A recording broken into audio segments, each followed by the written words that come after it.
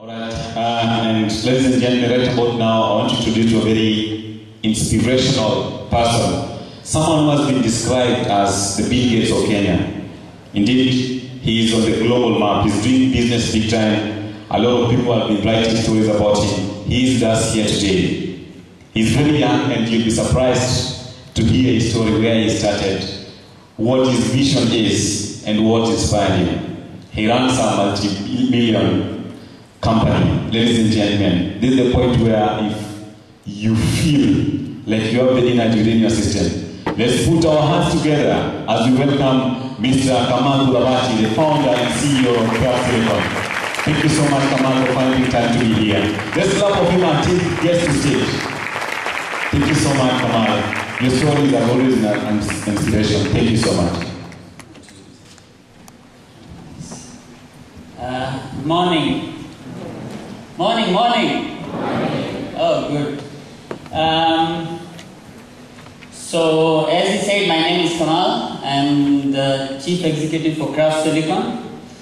I founded Craft Silicon a couple of years back, and I'm here today to answer your questions. Just tell me what you want to hear. Miriam, what do they want to hear?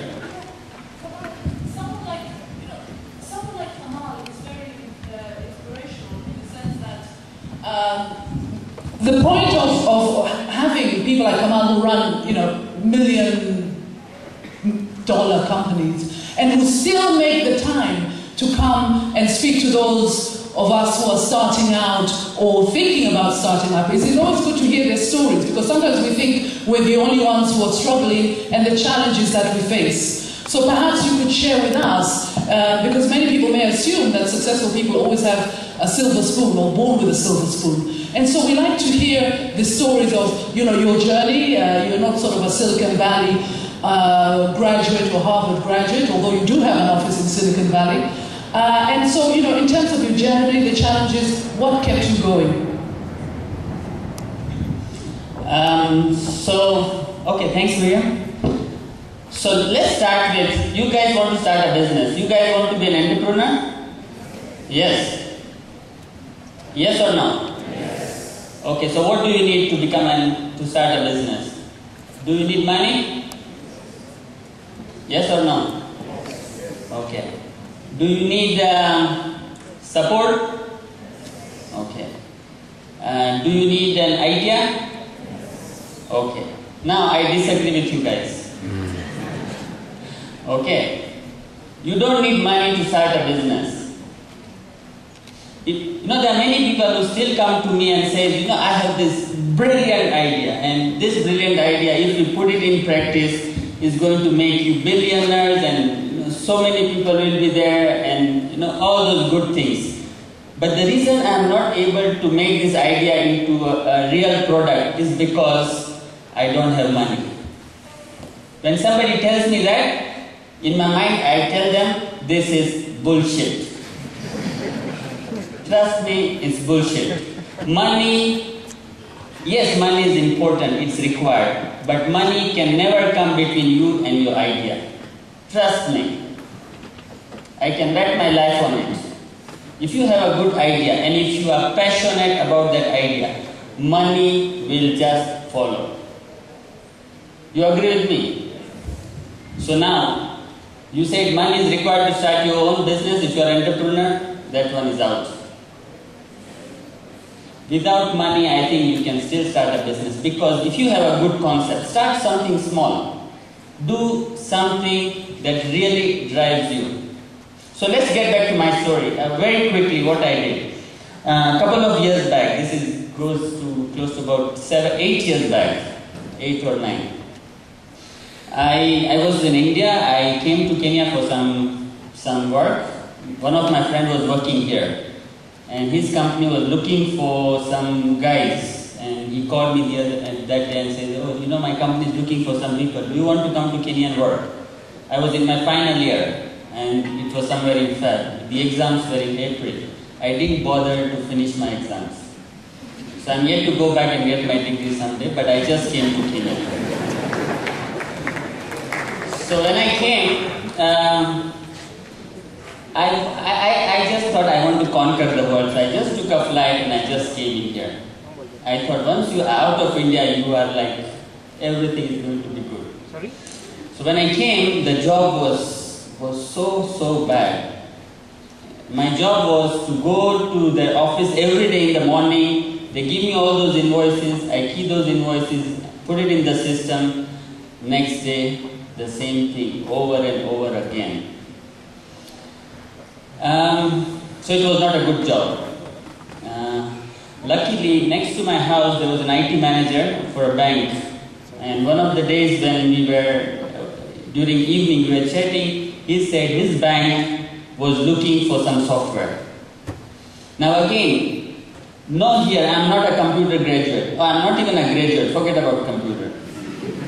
So I didn't learn computers. However, in India, everybody learns computer. Everybody, from Tom, Dick to Harry. Everybody learns computer software. So that way I learned a bit when I was in India. So when this guy said his bank is looking for a software, I could have said, you know, for me to write a software, I would need money, I would need this, I need to go and learn software, I need to do so many things before I can say yes to him. But I think something just happened and I said, oh yeah, your bank is looking for a software, I can do it for you. I didn't know how to write software, yes, a little bit here and there. I had no knowledge of banking. I'm not a professional, I'm not a finance guy from professional. So I didn't know how banks operate. But I said I can do it. So now what was required? I told him, look, you know, I don't have a computer, can you lend me a computer? So the guy gave me his computer. He says, but you know, I don't know how banks operate. Can you tell me how they operate? So now the guy started teaching me how banks work. Now based on his knowledge, based on his computer, I started writing a software. So when I started writing this software, obviously I was working somewhere. I was working right at that place. So they found out that I'm doing something outside my working. I'm not supposed to be doing something, but I'm working for somewhere. I'm not supposed to run around small things here and there. So those guys got very angry and they kicked me out. Now when they kicked me out, obviously I was out of job and I can't go back to India, guys. You know, I came from India, and when I came from India, there was like a celebration. This guy is going out to conquer the world. I mean, how do I go back? Can I go back? There was no way I could have gone back. So I had no choice but to do something. I struggled and struggled and struggled, close to about 4 years. I literally struggled. So when you guys say, when she says you need to struggle, I think you should. And even when you are struggling, don't give up. So for close to 4 years or so, I wrote this software. Once the software was written, then obviously the life became much easier. And when I was writing this software, just some of the things that you should know, I was staying as a paying guest in Westlands. The person where I used to stay as a paying guest, the lady was very kind. I look a bit innocent, do I? So the lady was like nice to me. She's an old lady, so don't worry. So she allowed me to stay in her home for a couple of years without paying rent. I had few friends. I used to go to their house every now and then, once in a while, to the houses in the evening and says, you know, I was passing by here and I thought to come and say hello to you. Oh, it's dinner time. Would you like to join? I'm fine. Are you sure? Okay, if you insist. So this is how you do business. When you're doing business, when you want to do something, believe in yourself. Do not give up. So guys, when you're out in the market trying to do something, you will face all sorts of difficulties. Just make sure that you want to achieve something. And also not to have, try not to have plan B. You know, every time everyone says we should always have plan B. True. I believe on some cases you should not have plan B. Because when you have plan B, your concentration on your main plan gets so diluted, and if you get some difficulties over there, you immediately switch to plan B. So I think as much as possible, when you get into the business, just not have plan B. Focus on what you are doing. Love what you do. Find out what you love. If you just get into business because everyone is doing that business, at some point when you get into those struggles, life will be difficult and you will just give up. So look for something that you really love. Again, don't get into the business because you want to make money. Get into the business because you love what you want to do. And once you find out what you like and you love, I think money will automatically follow. Okay, something else you want me to say? Yeah.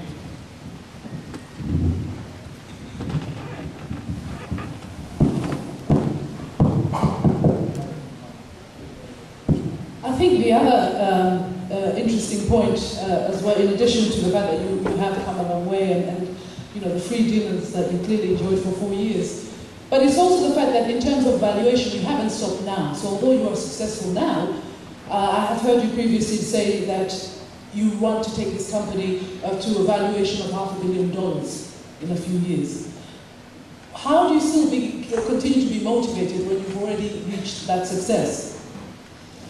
Okay, so first of all, I think let's all of us know that as much as Craft Silicon now is growing, I think we are not at the stage where a software company should be. You look at the companies like Google and Facebook and Microsoft and all these big companies. You know how big they are? They are very, very, very big. When you compare those companies with Craft Silicon, I think we are 1/10 of their size. So we have a long way to go. As we speak, Craft Silicon, we provide software to about 40 countries, sitting out from Nairobi, Kenya. We are one of the largest software exporters from Kenya. We provide software to all these countries, about 200 customers around the globe. Our office is right here in Westlands. We hire about 200 to 250 people, but we are still a small company. And we still keep on looking for the opportunities. Before this presentation, when Safaricom presentation was happening, there's a lady who came here and says she runs a bus business, right? She's around. Okay. Now, when she was telling me that they have these problems, and then when Safaricom came in, and then everything became good, I immediately picked up an opportunity there. Yes, they are connected now, but can we talk to them and start providing a solution for ticketing, let's say on mobile, or possibly ticketing on internet, or ticketing on Facebook? So after this, I'm sure I'm going to go and see her and see if I can give them something. This is how you should be. Anytime, even when you are walking, if you see something, grab that opportunity. Just continue, because the day you stop grabbing the opportunities, your company will die. So as much as we are a big company, I don't think we are. We want to reach, as she says, $500 million in valuation. We believe Safaricom is big, we believe Equity is big, but we believe Craft Silicon can be bigger than Safaricom and Equity put together. So guys, work it out. Thank you so much. Now, I'm sure there has to be someone who is in the audience sitting in one room. There has to be a question for Kamal. Yes, there is a quick one the other side. While we're at it, could you just tell us what space you could be having for budding entrepreneurs? Do you support entrepreneurs? Kamal, does your company support entrepreneurs? Yes, of course we do. How?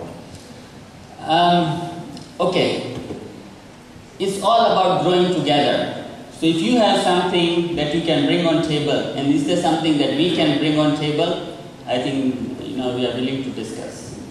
Fantastic. Yes, Christian. Kamal, my name is Matthew. I'm from the University of Nairobi. The stage which you were in, the 4 years in which you were writing the software, soon many of us in our own various businesses will be in that stage where we're starting small. So what we need to know is, from that stage of writing software to the Craft Silicon it is today, could you walk us through the story of how it propelled to that great success that it is today? So once we had the software ready, because the advantage that I had was we had a customer for who I was writing the software. So I was not writing a software and that was going to look out for a customer. I was lucky enough that I had a customer who was looking for a software, and he said, I'm going to give you an opportunity. So once the product was ready, I gave it to this bank. Then I now started going out. Again, up until that point, I was the only person. So what used to happen, in the morning, I'll be at the bank, I'll show them what I have done. They would try to use the system for a while. I'll say I'll come back in the afternoon. So between morning and afternoon, I'll go into the banks around and I'll say, look, I have done this. Can you give me an opportunity? Another interesting thing that used to happen, this was something very, very jolly. Banks are very conservative guys, you know that. You know, there'll be suits, tie, white hair, you know. They are like, so when I used to walk into a bank and say, I have a software, can you please give me an opportunity? They used to ignore me because, you know, this kid is just I mean, why should we give this kid an opportunity? This is what they used to say. So I actually hired a guy, he was a friend, he was a father to my friend, and he was unemployed. So I said, okay, what you do is you come with me. So we both will go to a bank. I said, now I'm going to sit outside. You go and talk to that branch manager. Go to the MD for that bank and tell him I'm the MD for Craft Silicon and this is what I'm here to sell. So the guy would go, and then that guy would introduce me as his son. So some of these things, I think you have to do it. Another thing, there are times when I was writing this software, software was not there or it was in the progress. Some customers would ask me, do you have this module for us to operate in a bank? I know I don't have that module. So my answer was still, yes, I have that module. So does that mean I was lying? Guys, does that mean I was lying? Say yes or no. I don't think I was lying. I was only telling them future truth. So go through all that, all those difficulties would come, but if you are passionate about what you are doing, you will succeed. Thank you so much. Any other question? I don't think you are lying. You are actually telling them the truth to come. Thank you so much. Yes, yeah. Okay, I have a question. What are the biggest mistakes you've made?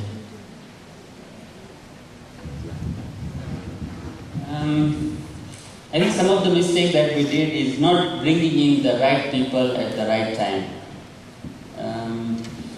HR has always been an issue, and even as we speak, it is an issue. There are times